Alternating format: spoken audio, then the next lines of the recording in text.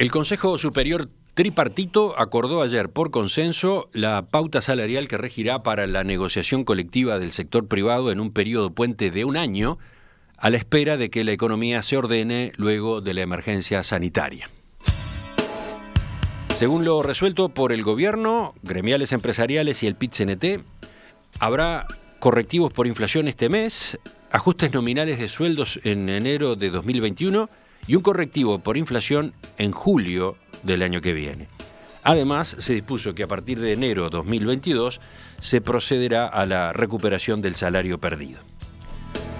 Eso como gran titular, pero vale la pena profundizar en los detalles y cómo se ubica, además, ver cómo se ubica este acuerdo en las relaciones laborales en el comienzo casi de esta nueva administración. Para eso recibimos en Estudios en Perspectiva al doctor Federico Daverede, director nacional de Trabajo en el Ministerio de Trabajo y Seguridad Social. Doctor Daverede, buen día, gracias por visitarnos. Buen día, Emiliano, gracias por la invitación, gracias por la oportunidad de estar acá para conversar de este tema que la verdad que estuvo en la agenda de las noticias de las últimas semanas, así que mucho gusto y gracias y saludos a la audiencia. Usted es un hombre de confianza de Álvaro Delgado, el secretario de la Presidencia. Es abogado, en el periodo pasado fue asesor de Delgado en el Senado. Cuando le asignaron esta responsabilidad, ¿con qué espíritu la asumió? Bueno, esa es una buena pregunta porque, sin perjuicio de lo que tú decías recientemente, que es verdad, yo fui asesor del actual secretario de Presidencia, Álvaro Delgado. Lo cierto es que mi vida profesional transcurre entre ese asesoramiento y el derecho, abocado un poco a la actividad laboral. Sí, usted es abogado, graduado en la Universidad de la Empresa, pero tiene una maestría en Derecho Laboral en curso, ¿no? En la Universidad de la República. Exacto, tengo una maestría que no está sin concluir, pero en Derecho Laboral en la Universidad de la República, y además me perfeccioné justamente en todo lo que es la parte de métodos alternativos de resolución de conflictos. Quiere decir, estoy abocado a la negociación, a la mediación, a la conciliación. Así que digo, más allá de ese asesoramiento que tuve la suerte de hacer esos 5 años pasados, el cargo también necesitaba, este cargo de director nacional del trabajo, de algunas cualidades que, bueno, el presidente de la República y el actual secretario de Presidencia consideraron que yo podía cumplir con esos requisitos. Y bueno, y acá estamos. Una pregunta más. ¿Cómo resulta encabezar la DINATRA después de 15 años de gobierno frente amplistas, con todo lo que se ha comentado a propósito de que el Frente Amplio sería una fuerza política más amiga para los sindicatos que los partidos tradicionales? Ese es un gran desafío. Yo, sin perjuicio de algunos comentarios que hay, digamos, en la vía pública, en la calle, o que algunos actores sociales que están directamente involucrados con el Ministerio de Trabajo porque van allí a negociar determinadas cosas, le puede comentar a uno. Nosotros tenemos claro lo que queremos. ¿Qué es? Y lo que queremos es un ministerio, como yo digo, con el péndulo en el medio. Y cuando hablo de un ministerio con el péndulo en el medio, hablo de hablar de conceptos como la equidistancia. ¿En el periodo pasado o en los periodos pasados no estaba en el medio el péndulo? Eso es una valoración que hacen algunos actores sociales y que hace la gente en el imaginario colectivo, que puede ser producto de exposiciones públicas de las anteriores autoridades, cuando se identificaban claramente con la central de trabajadores o con algún partido político, obviamente porque es un cargo político, pero de esa relación nosotros nos tenemos que tratar de extraer y marcar un nuevo camino dentro del ministerio, que es lo que nos preocupa. Y nos preocupa mucho lo que nosotros vamos a trabajar, que es la profesionalización en la mediación y en la negociación dentro del Ministerio de Trabajo. Y cuando hablamos de negociación colectiva dentro del Ministerio de Trabajo, necesitamos que las dos partes sientan que hay garantías para hacer realmente una mediación o una negociación dentro de la órbita del Ministerio. Y eso es lo que apuntamos. Y voy a tomar un concepto que se lo escuché ayer al ministro Mieres, que lo dijo en un programa de televisión, que dijo, nosotros tenemos que ser un ministerio creíble. y confiable. Y eso es lo que nos abocamos. Y que las dos partes entiendan que en cuanto van al ministerio, realmente se van a encontrar con un ministerio que es confiable y que es garante de los derechos de los trabajadores y de los empresarios. Y eso es lo que apuntamos.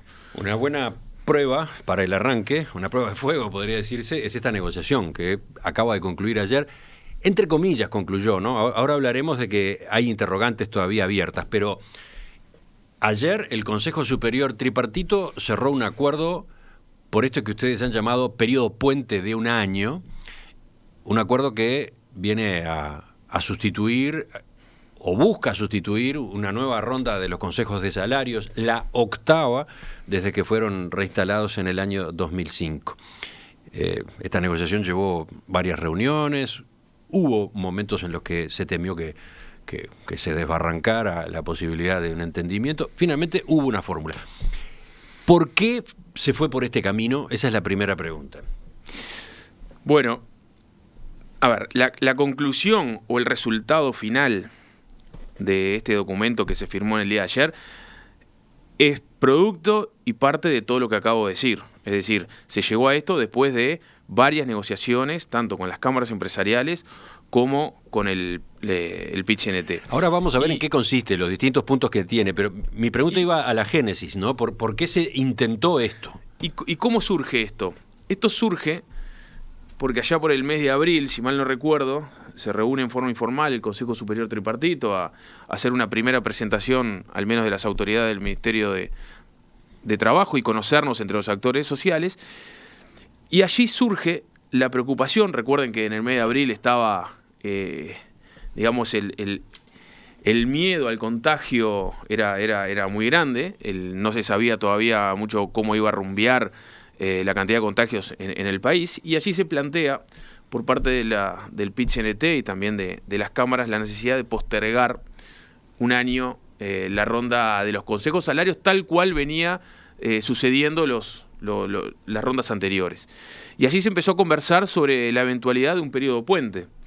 Y el PIT-CNT, con su forma de organización que tiene, nos manifestaban que en definitiva ellos no es que solo se viene a sentar a negociar al Ministerio de Trabajo en una ronda de consejos salarios, sino que además tienen que armar todas sus plataformas, sus asambleas, sus movilizaciones, y bueno, y todo eso en un contexto de pandemia hacía que en realidad las condiciones para negociar desde el punto de vista de ellos no estaban dadas. Y desde el punto de vista de los empresarios planteaban una situación similar. Ellos decían que tampoco estaban en condiciones de sentarse a negociar tal cual venía de las rondas anteriores, producto de que no se sabía realmente qué iba a pasar con la economía. Ya la economía había tenido un cimbronazo enorme desde mediados de marzo, que se declara los primeros casos del COVID-19 en Uruguay, y ya en abril ya se veía que había una recesión económica tan grande que hacía aún más grande la incertidumbre que venía para adelante. Y entre los dos, y obviamente con la anuencia del Ministerio de Trabajo, se llegó a la conclusión de que era bueno transcurrir un periodo puente de un año a efectos de que se pudiera normalizar, o con la expectativa de que se normalizara la economía, se controlara el COVID-19 y sí, en un año abrir la ronda de los consejos salarios tal cual se conocía hasta ahora. Había varias razones entonces, una de tipo práctico, cómo se hacía para desarrollar las reuniones, tantas reuniones, cómo se negociaba, y otra de la situación económica y social, con el condimento de la emergencia sanitaria. Así que entonces, bueno, se optó por esta idea del año puente, un periodo puente de un año. Ahora, para ese año, algunos criterios había que marcar, tampoco se podía dejar todo descuidado. Y ahora veremos los puntos que se terminaron considerando y consensuando, pero con esa pauta, a su vez, ¿qué se buscaba? ¿Cuál era el objetivo de la pauta que se presentó y que se negoció? El objetivo desde que empezamos a tomar conocimiento o de que empezamos a ver los números del efecto de la pandemia en el mercado laboral, donde en el mes de marzo, abril y mayo, en forma, digamos, vertiginosa, empezaron a enviarse muchísimos trabajadores al seguro de desempleo, sumado a la recesión económica que planteó el COVID-19, La preocupación empezó a estar en el empleo y en los puestos de trabajo. Y esa es una gran realidad. Y es una realidad que le preocupa tanto a las cámaras empresariales como al PIT-CNT. Y el PIT-CNT ha sido muy claro en eso, en cuanto a, él tiene dos grandes preocupaciones, es el empleo y el salario de los trabajadores. Y, entonces el riesgo era que ajustes salariales descolgados de la realidad condujeran a despidos, más personal del seguro de paro, etcétera. ese es el temor que teníamos y que aún tenemos, ¿no? Porque no podemos también salir del contexto donde estamos, que el virus sigue en Uruguay, pese a que ahora hemos tenido algunos indicios de reactivación de la economía, producto de que varios sectores han empezado a funcionar por fases, pero han empezado a funcionar, aunque sea lentamente, y eso ha mostrado algún dinamismo, por lo menos en la economía local. Y eso empieza, por lo pronto, a cambiar el espíritu y el estado de ánimo de varias de las personas. De hecho, va a terminar habiendo pérdida de valor en el salario. Ahora lo examinamos. ¿Del otro lado hay un compromiso de no despedir? No. Hay un compromiso de cuidar los puestos de trabajo. Lo vamos a decir de esa manera, porque se va a hacer lo posible y nosotros lo estamos incentivando para que eso sea. Entre otras cosas, utilizar las herramientas del seguro de desempleo. Entonces, esa puede ser una manera, una forma de decir, bueno, envío o mantengo a los trabajadores en el seguro mientras veo cómo evoluciona la economía, y en la medida que la economía empiece a funcionar y mi empresa o mi local comercial empieza a funcionar con cada vez más dinamismo, podré ir retomando de vuelta a los trabajadores. Ese es el espíritu que tenemos. De hecho, en estas pautas salariales se estipulan y se marcan algunas medidas de incentivo a que eso suceda de esa manera, y que no las personas que están hoy en el seguro no se transformen después en despido. Pero bueno, habrá que ver un poquito. Pero no hay una obligación de no despedir, no hay una prohibición de despedir, no hay un compromiso del lado, por ejemplo, de las gremiales empresariales de no despedir. No hay una obligación de no despedir, hay un compromiso, si se quiere, tácito, de utilizar las herramientas que eviten el despido. Decía el ministro Pablo Mieres en la conferencia de prensa, se logró una pauta seria, responsable y equilibrada. En dos palabras, ¿por qué? Y ahora nos metemos en los números. Yo estoy de acuerdo con esos conceptos. Creo que seria es producto de la negociación que se transitó, no solo con los actores sociales, sino también con el Ministerio de Economía. Entonces, entre los cuatro actores, Ministerio de Trabajo, Economía, PIT-CNT y las cámaras, se llegó a esa pauta, y eso creo que le da seriedad y le da responsabilidad.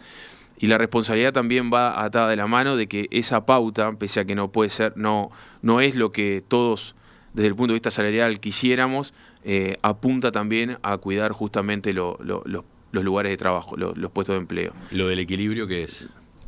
Equilibrada, dice Mieres. Es equilibrada justamente por eso, para que no haya una pauta que lleve a tener un ajuste salarial de tal manera de que las empresas se vean obligadas a decir, bueno, cumplo con el ajuste salarial, pero como no se lo puedo cumplir con todos por la situación económica y financiera que estoy atravesando, me obligo a despedir gente.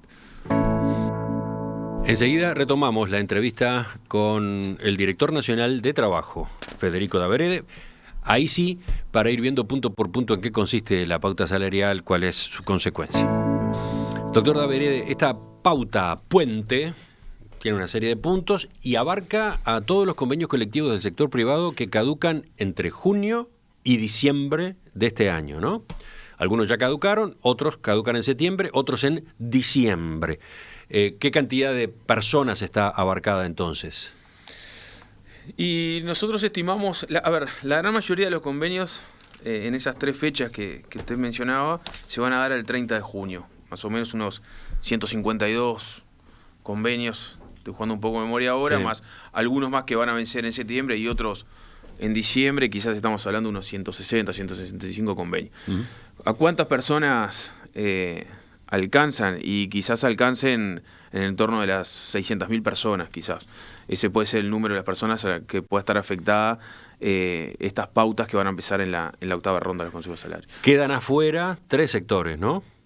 Queda fuera la construcción, queda fuera la salud y queda fuera el transporte. Y enseguida veremos por qué. ¿Quiere adelantar algo en ese sentido? No, esos son medidas que se tomaron porque de una u otra manera el Estado siempre tiene alguna injerencia o incidencia en la fijación de algunas tarifas o precios. Bueno, ahora lo profundizaremos, pero vayamos entonces a los elementos de la pauta.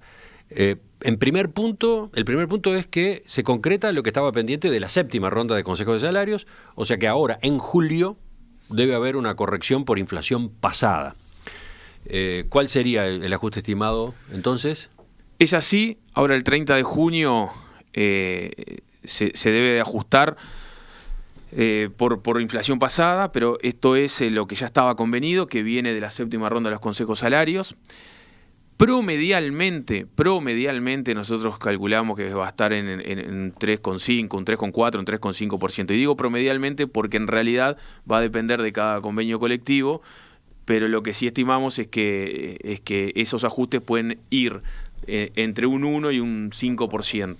Eso es, depende cuál sea el convenio y los ajustes que se hayan hecho durante la vigencia de ese convenio, es lo que va a dar como resultado con esa fórmula. O sea, lo que se busca es compensar la inflación. Acá lo que se busca... La inflación que, según acaba de conocerse, en el año fue de 10,36, ¿no?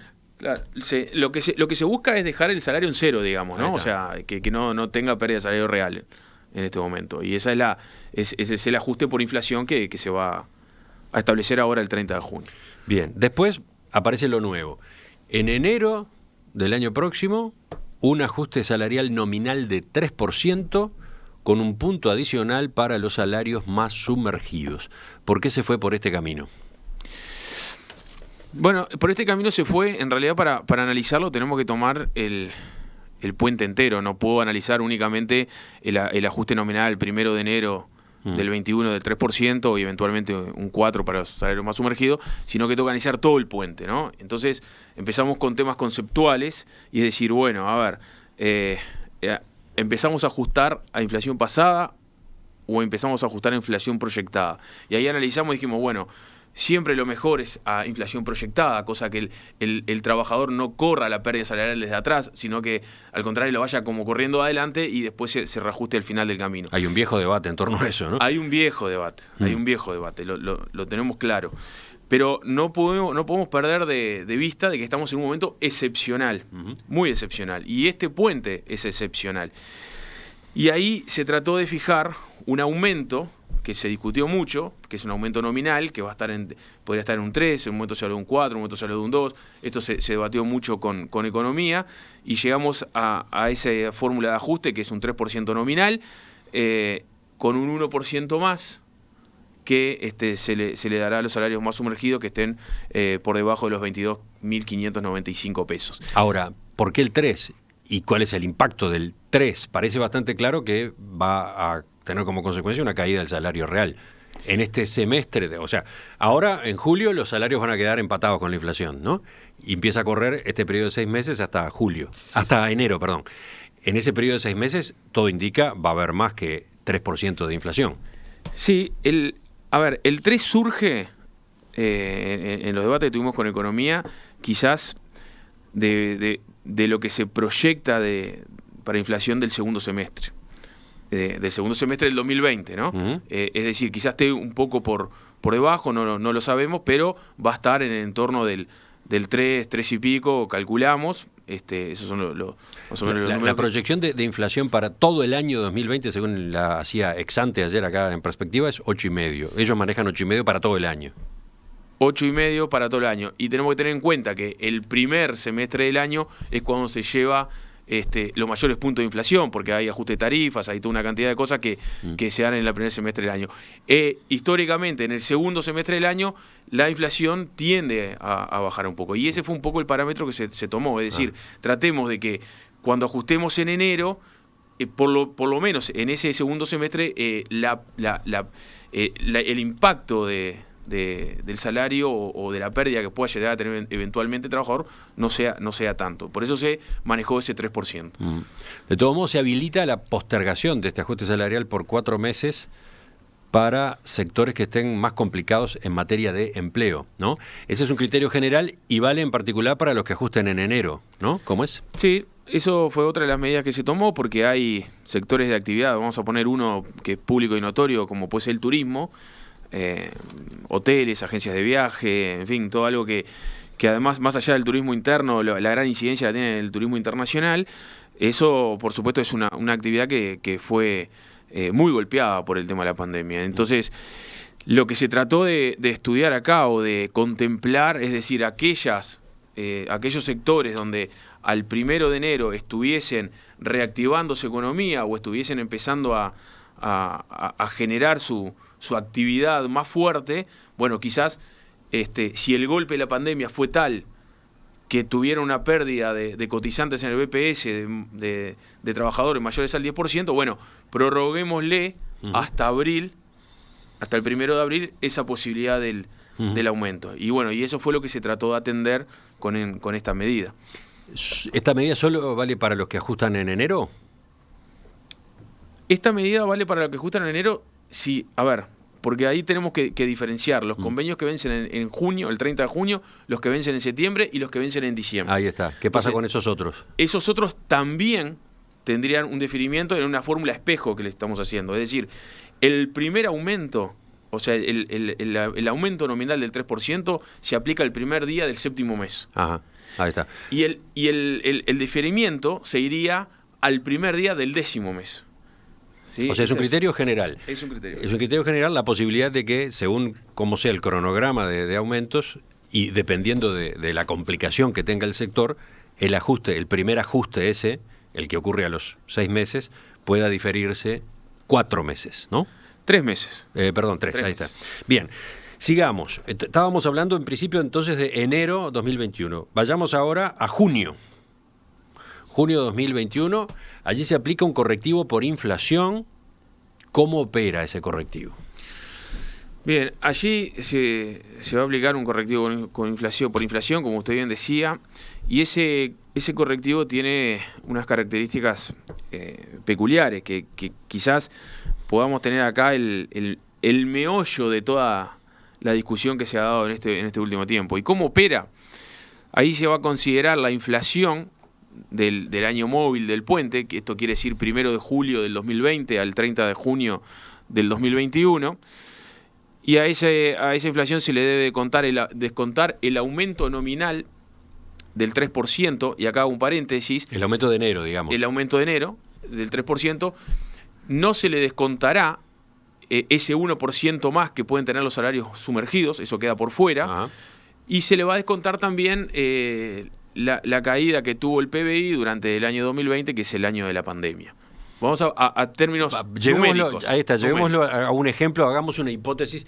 ¿Cuánto podría ser la inflación? Bien, vamos a tomar una inflación que quizás pueda estar en el...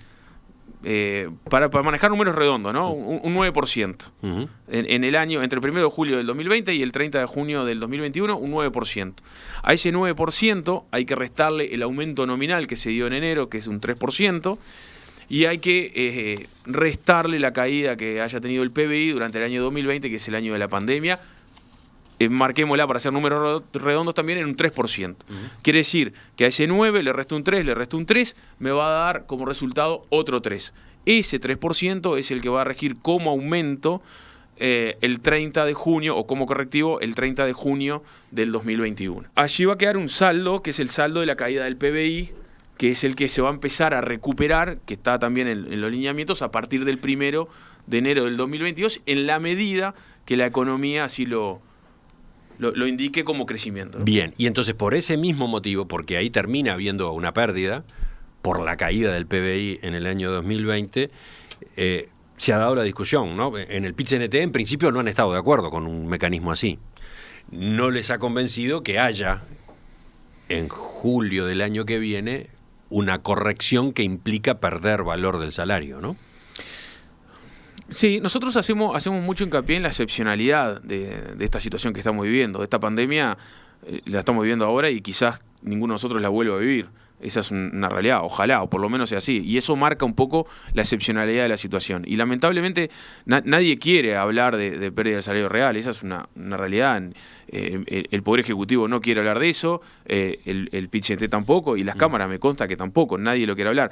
Por eso se trabajó mucho a instancia del PIT-CNT, que fue una fórmula que presentó el PIT-CNT, que dice, bueno, está bien, para nosotros es insuficiente porque no podemos hablar de una pérdida de salario real, pero como la situación se va a dar, marquemos desde ya cuándo se va a empezar a recuperar ese salario real. Que es a partir del 1 de enero del 2022. Pero es a partir de... Eso no quiere decir que en enero de 2022 se recupere el salario que se haya perdido. Bueno, porque eso tiene una explicación... El compromiso es bastante flexible en ese sentido. Bueno, depende con qué óptica la miremos, porque en realidad...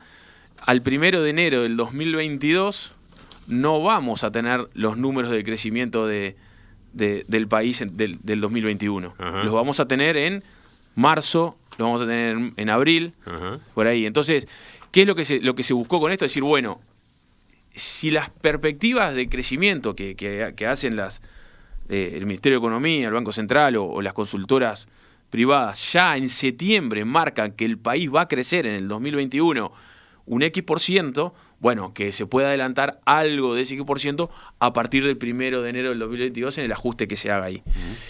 Y eventualmente, cuando se termine de consolidar esos números, que los vamos a tener sobre marzo o abril ya del 2022, en otro ajuste se termine de completar esa pérdida salarial que hubo en este periodo puente. Pero bueno, volviendo a ese ajuste que hay que hacer en julio del año que viene, que decíamos es inflación de los 12 meses previos menos la caída del PBI que haya habido en el 2020 y menos el correctivo de enero. También esto ha generado objeciones del lado empresarial. El hecho de que se asocie esa corrección a la variación global del PBI en el año 2020 no le convence a las cámaras porque no está atendiendo ese factor que no convence al PIT-CNT. De este otro lado se dice no atiende realidades diversas que puedan darse dentro de la actividad, dentro de las empresas, ¿no? Es cierto, ese es un dato de la realidad.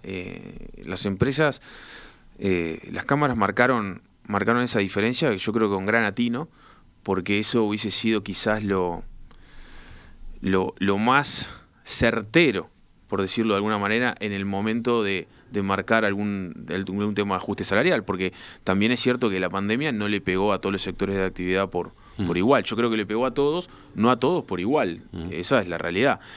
Ahora, el problema que nos encontramos ahí fue que no todos los sectores de actividad tienen medido el PBI. Entonces, al no tener todos los sectores de actividad medido el PBI, tuvimos que ir a un parámetro objetivo, a un índice, a un indicador objetivo que alcanzara a todos los sectores de actividad. Es cierto, la falencia quizás de este PBI global es que en realidad puede atender a sectores que realmente están golpeados, pero sectores que no fueron tan golpeados igual tengan que hacer este ajuste y el trabajador de ese sector de actividad que podría haber tenido un aumento mayor va a tener este aumento. Ahí está. Eso puede pasar, perfectamente puede pasar, que en un determinado sector no haya una caída en el año de 3%. Y sin embargo, los trabajadores de ese sector van a tener esa corrección en menos en su salario. Por otro lado, puede pasar que haya sectores de actividad donde la caída sea mayor que el 3%, e igual tengan que ajustar de esta manera, las empresas tengan que conferir, tengan que dar un aumento salarial que se les hace muy cuesta arriba, ¿no? Es así. Eso fue un gran debate que se dio con economía y que se dio con los actores sociales, con las cámaras y con la propia central de trabajadores. Y eso es una realidad, pero tuvimos que optar por un criterio, digamos, un indicador general que nos permita hacer una fórmula puente general para todos. Porque además es una única fórmula puente. Si en este periodo excepcional también se podría haber optado quizás por haber agarrado algunos parámetros que venían de la séptima ronda y haber hecho por distintos sectores qué tan golpeados estuvo por la pandemia y fijar algunas algunas cláusulas, algunos porcentajes de ajustes diferenciados, pero bueno, atento a la excepcionalidad de este momento que estamos viviendo y la excepcionalidad que todos remarcamos y somos conteste que estamos viviendo con este periodo puente, se optó por hacer un único puente con una única fórmula de ajuste salarial. Y sí, y eso es cierto, y bueno, y ahí habremos de apelar al entendimiento y a la solidaridad de todos, ¿no? Porque acá se va los puestos de trabajo son de todos los trabajadores y nos preocupa a todos, al Poder Ejecutivo mucho, a las cámaras y al propio PIT-CNT también. Ahora, dice el texto que se conoció ayer: el Consejo Superior Tripartito, dadas las circunstancias excepcionales de la coyuntura actual por la que atraviesa el país, por consenso de sus integrantes, acuerda solicitar a los grupos de actividad de los consejos de salarios atender los lineamientos del Poder Ejecutivo correspondientes a la 8ª ronda salarial. O sea, esta pauta que hemos estado examinando ahora, que hemos estado informando cómo es y hemos con usted visto cómo opera, esta pauta ahora va a los distintos grupos de negociación colectiva y allí no existe la obligación de aceptarla. Puede pasar que en uno de los grupos de negociación colectiva digan: a nosotros esa pauta no convence, iniciamos la negociación. Efectivamente, eso puede suceder. Así es la dinámica. La ¿no? dinámica el Consejo Superior Tripartito no impone. No impone y no tiene herramienta jurídica para hacerlo respecto a los 24 grupos madres de los consejos de salario. Lo que se hizo ahora fue firmar un documento de entendimiento en donde, bueno, lo que se aconseja es atender justamente estas pautas que fueron producto de mucha negociación, muchísima negociación entre la Central de Trabajadores, las cámaras empresariales, el Ministerio de Trabajo y el Ministerio de Economía. Y este fue el resultado que tuvimos de largas discusiones y de largos días de negociación, incluso hasta para redactar este documento. Y eso no es menor. ¿Y qué aspiramos? Bueno, aspiramos a que los representantes sindicales y los representantes de las cámaras empresariales en cada uno de los consejos madres, de los 24 consejos salariales que hay, refrenden o por lo menos tomen o atiendan, si se quiere de alguna manera, estas pautas salariales. Pero, ¿qué va a pasar? ¿Los sindicatos o el PIT-CNT va a hacer un trabajo de convencimiento? ¿Las gremiales empresariales van a hacer un trabajo de convencimiento hacia abajo? ¿Cómo es?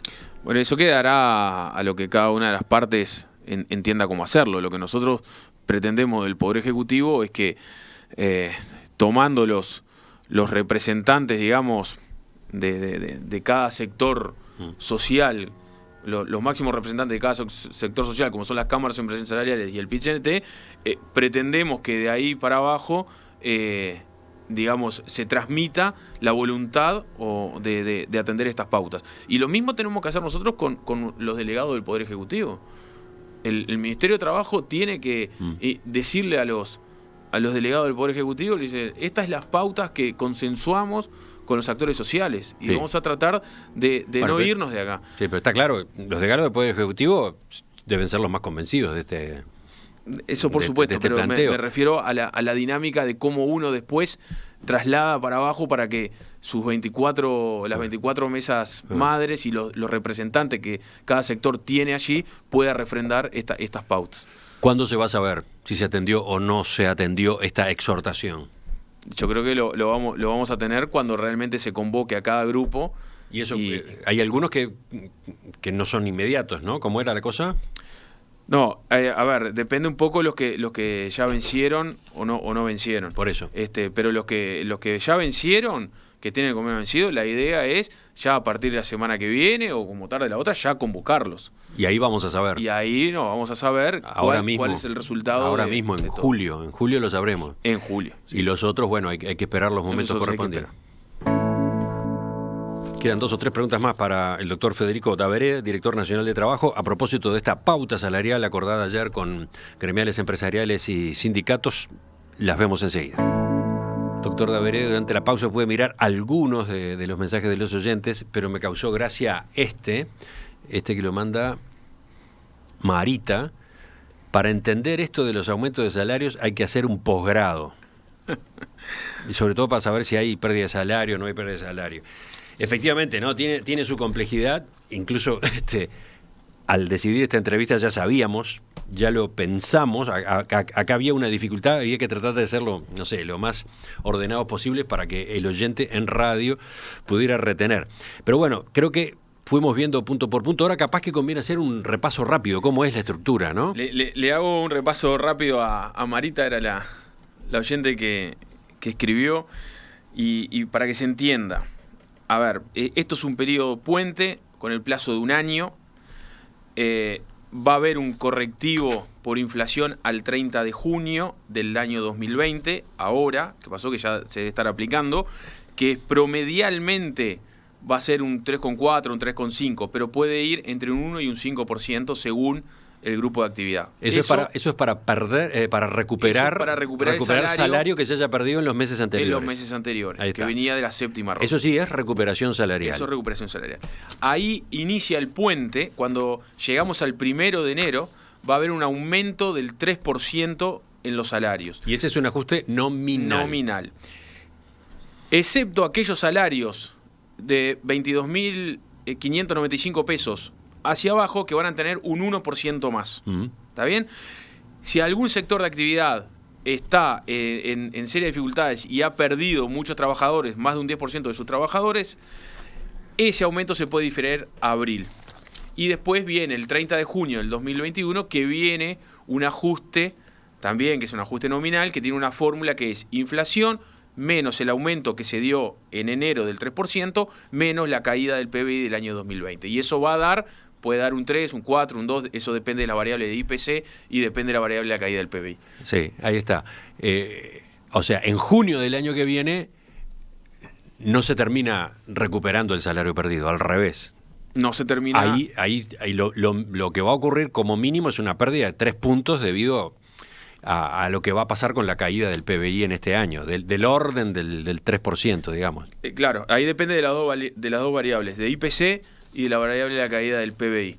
Y ahí va a estar la eventual pérdida del salario real que se puede dar, que es la que se empezará a recuperar a partir del 1 de enero del 2022. Se empezará a recuperar a partir de enero de 2022. No quiere decir que en enero de 2022 se recupere el salario perdido. No es esa. No quiere decir, porque es en función del crecimiento que tenga el país durante el 2021, y metodológicamente los números de crecimiento del país del 2021 los vamos a tener recién en marzo, abril. Bien. Por otro lado, decíamos, quedan afuera sectores, ¿no? Construcción, transporte de pasajeros y salud privada. Se van a considerar en forma independiente, y entonces ahí ¿qué ocurre? Bueno, lo que va a ocurrir ahí es que en realidad se va a abrir una mesa de negociación en donde no le van a regir estas pautas salariales. Esa es la realidad. ¿Por qué se fijaron estos 3 sectores de actividad para que negocien en forma distintas? Y bueno, porque de una u otra manera el Estado tiene su incidencia en el momento de la fijación de precios o de fijar tarifas. Entonces, cuando hay una incidencia del Estado, lo cierto es que la negociación tiene que correr por un carril distinto a lo estrictamente privado, digamos, por decirlo de alguna manera, ¿no? Bueno. Otro tema, se acordó entre las partes mantener los beneficios extrasalariales que ya habían sido acordados en las anteriores rondas de negociación, con excepción de aquellos acordados por una única vez. Estamos hablando, por ejemplo, de partidas especiales destinadas a compra de útiles escolares. Un ejemplo sería ese, ¿no? A ver, vamos a aclarar este punto que fue en los últimos días de gran debate. Sí, hubo declaraciones de dirigentes de cámaras empresariales señalando que se iba a eliminar todos esos beneficios, ese tipo de beneficios. Cuando hablamos de beneficios, vamos a poner algunos, ¿no? Una prima por presentismo, o la nocturnidad, aunque ya tiene rango legal, o cualquier otra prima que se viene dando de antigüedad. Eso no hay ningún tipo de discusión, ni no hay lugar a duda que eso se va a mantener durante este año. Bien. Y le voy a poner otro ejemplo. Si durante todos los años usted fue entregando un bono, una partida o una canasta de útiles escolares y lo viene haciendo regularmente año tras año, esa partida también va a seguir vigente. Ajá. Lo que se va a agotar o lo que no se va a renovar es cuando en un convenio se estableció páguese una única partida por una única vez de tanto dinero.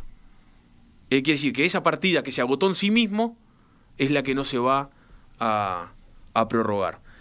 Digo, esa redacción no es que sea una redacción que está formalmente, digo, es conceptualmente apuntamos a eso cuando hablamos de algunas partidas que se dan por única vez que no se renuevan. ¿Y terminó habiendo entendimiento en torno a esa fórmula? Porque había generado rapidez.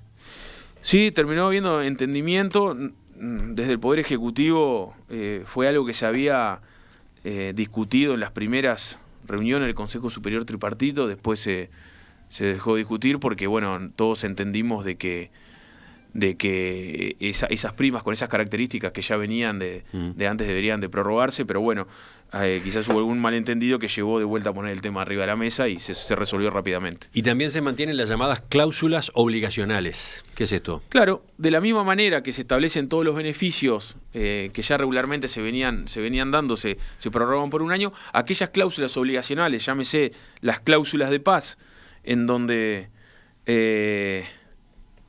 prohíben o ponen una limitante a cualquier conflictividad que se pueda originar en la violación por lo que está establecido en los convenios colectivos, esas cláusulas también van a seguir y también se van a prorrogar. Digo, prorrogar las cláusulas de paz también va de suyo si estamos prorrogando todos los convenios, y básicamente lo que estamos haciendo es modificando una fórmula de ajuste salarial, ¿no? Para terminar, doctor Daverede, también se acordó convocar a un ámbito llamado Diálogo Social Tripartito por el Empleo de Calidad y la Sustentabilidad de las Empresas. En realidad de esto se venía hablando antes de la emergencia sanitaria, ¿no? Ahora parecería que cobra otro valor. ¿Cómo es? Este es un ámbito que propuso la Central de Trabajadores, que el Poder Ejecutivo vio con muy buenos ojos. Me consta que las cámaras también. Y creo que va a fortalecer mucho la negociación colectiva y creo que va a fortalecer mucho lo que se puede hacer para adelante en materia de empleo. Y yo creo que es una medida que tiene que empezar a implementarse ya. Pero a ver, ¿en qué se puede traducir esas negociaciones, este diálogo? ¿Qué resultados concretos puede tener? Bueno, a ver, puede tener resultados concretos en cuanto a procedimientos o lineamientos que se vayan dando para las empresas y para los trabajadores. También puede terminar en algún proyecto de ley concreto o puede terminar en unas pautas de ideas, de políticas donde se puede encaminar el diálogo social, no solo en materia de empleo, sino en la sustentabilidad de las empresas, ¿no? Porque ese es el otro aspecto que tiene esto. Pero de vuelta, creo que el oyente necesita algún ejemplo, algún instrumento que podría salir de acá.